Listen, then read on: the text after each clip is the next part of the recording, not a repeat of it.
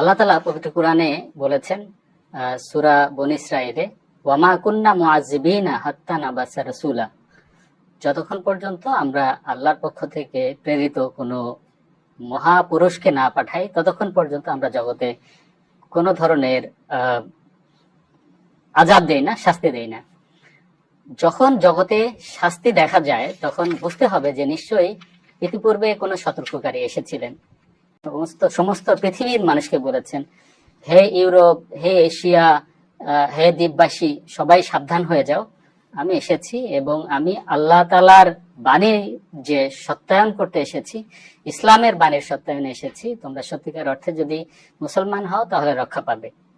মহানবী সাল্লাল্লাহু আলাইহি ওয়াসাল্লামের শিক্ষা অনুযায়ী যদি তোমরা এই যুগের মহাপুরুষকে মানতে পারো তাহলে তোমরা রক্ষা পাবে। অন্যথায় আল্লাহ তাআলা আমাকে জানিয়েছেন যে জগতে বড় বড় বিপর্যয় দেখা দিবে এবং থেকে বিদায় নিয়েছেন।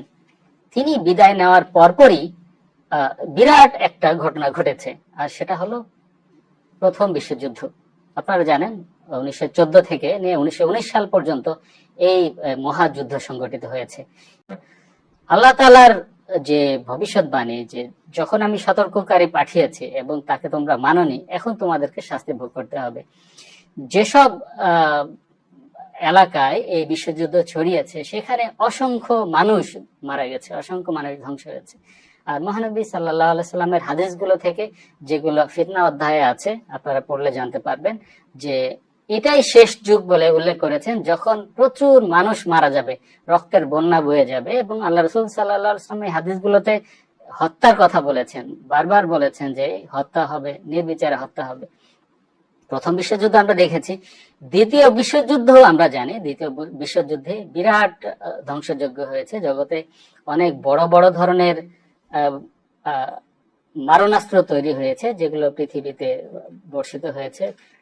বিভিন্ন বিশেষ করে আমেরিকা এবং জার্মানি তাদের যে সমরাস্ত্রগুলো তারা এই জগতে প্রয়োগ করেছে, এবং হিরোশিমা এবং নাগাসাকির যে মহাপ্রলয় এই জগৎ দেখেছে, সেখানেও প্রচুর মানুষ মারা গেছে, ধ্বংস হয়েছে।